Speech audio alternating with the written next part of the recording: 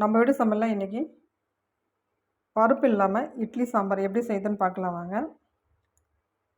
Taste ரொம்பவே நல்லா இருக்குங்க.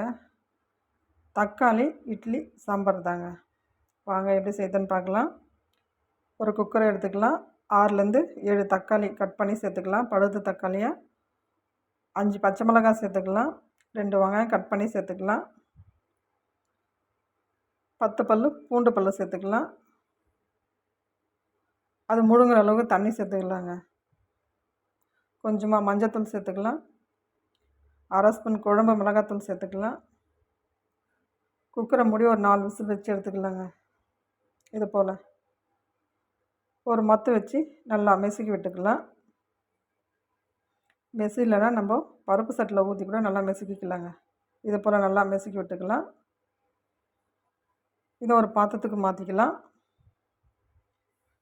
அதே பாத்திரம் அடுப்பில் வச்சு தேவையான எண்ணெய் சேர்த்துக்கலாங்க. கடுகு, சீரகம், கருவேப்பிலை சேர்த்துக்கலாம். பெருங்காயத்தூள் சேர்த்துக்கலாம். எல்லாம் நல்லா பொரியிட்டுன்னு நம்ம மெசுக்கி வச்சுக்கிற சாம்பார் அதில் சேர்த்துக்கலாம்.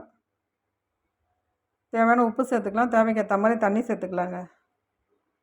புளிக்காத இட்லி மாவு சேர்த்துக்கலாங்க. புளிச்ச மாவை சேர்க்கக்கூடாது. புளிக்காத இட்லி மாவு 2 ஸ்பூன் எடுத்து தண்ணி ஊற்றி நல்லா கரைச்சி அதில் சேர்த்துக்கலாம். சேர்த்து நல்லா ஒரு 5 நிமிஷம் நல்லா கொதிக்கிட்டுன்னு லாஸ்ட்டாக ஒரு கைப்பிடி அளவு கொத்தமல்லி தழை தூவி நல்லா ஒரு 2 நிமிஷம் நல்லா கொதிக்கிட்டுன்னு இது போல் நல்லா திக்காக வரும்.